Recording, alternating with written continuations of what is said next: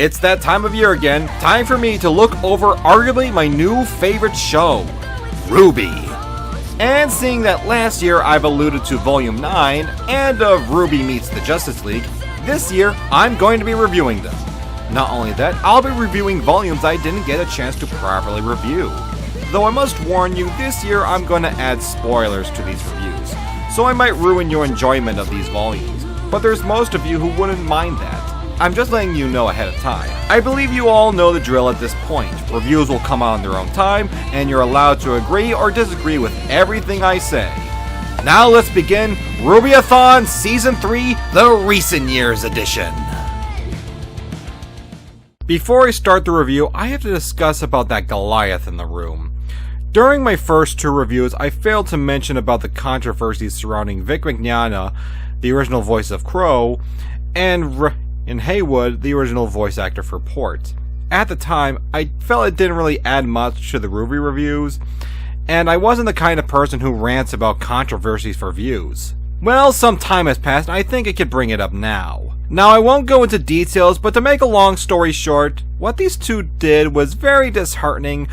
Rooster Teeth / Ruby is no longer associated with them, and now they're paying the price. That isn't the only controversy I'll be bringing up. There is also the allegations of Rooster Teeth engaging in bigotry towards their employees, especially Shion Zayden's voice actress Kdin Jenzen. Overworking and underpaying their staff. As far as I know, RWBY isn't personally responsible. But these are very serious problems that need to be dealt with.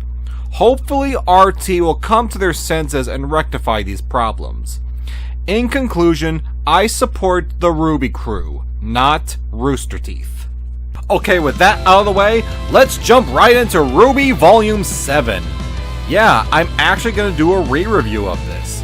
If you remember my last review, I really tore into this one and declared it the worst RWBY volume.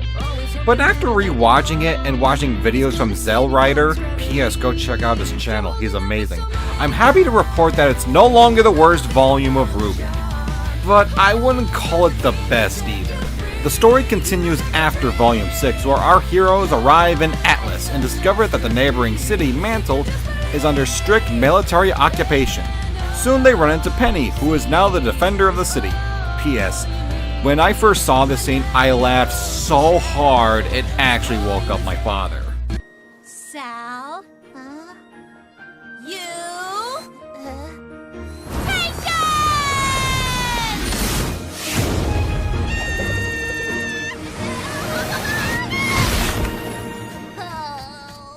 Later on, the group are arrested by another group called the Aesop's and are taken to Atlas. There, they meet up with General Ironwood, who frees them and explains his plan to use Amity Arena as a communication satellite to warn the world of Salem. He grants them their huntsman licenses, making them official huntsmen and huntresses. Crow, voiced this time by Jason Liebrick, manages to befriend one of the Aesop's, named Clover, who can counterbalance his bad luck semblance with his good luck semblance. However, it turns out that the supplies used for Amity was actually taken from Mantle's defenses, and a freedom fighter named Robin Hill, voiced by Christina V, wants them back. And to make things more complicated, she's also running for office, and her opponent is Weiss's abusive and corrupt father, Jacques. Oh, and they must also protect the Winter Maiden. Trouble arises when Jacques makes a shady deal with Watts and Tyrion. They rig the election, causing him to win. Penny is accused of murder, and Ironwood is tightening his grip on Mantle. Now Team RWBY has to figure out a way to protect both kingdoms from the Grimm, and perhaps from Ironwood himself. Now I'm going to take back a lot of things that I said from the previous review. I have said that the idea of Jacques seizing power didn't last long and was wasted potential. At the time, I thought they were going to do a commentary on the 2016 election and to extension the bigotry and violence of the Trump era. But after watching the volume again, I realized that Jacques only required a small percentage of power, and that Jacques' vile behavior was just a byproduct of the whole Elysian system. I've said that Ironwood's jump to villainy was abrupt and came out of nowhere. Back then, I thought it was a cheap way to add more action to the volume and to avoid being the fifth one.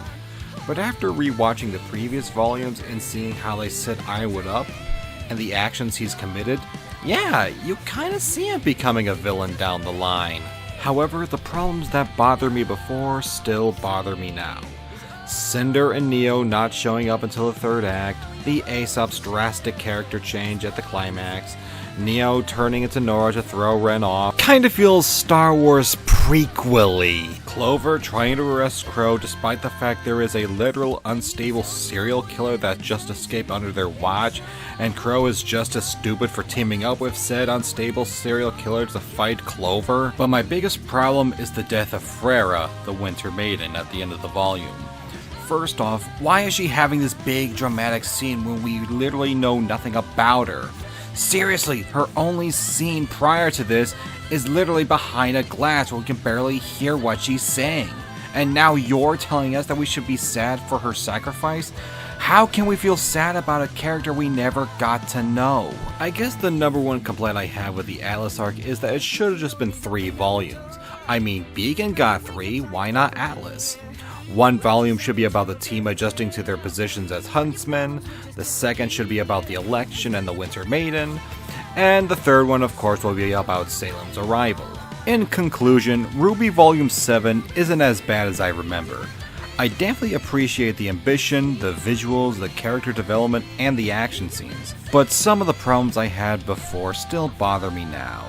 Yet I wanted to give it another chance. No longer the worst, but it's far from the best.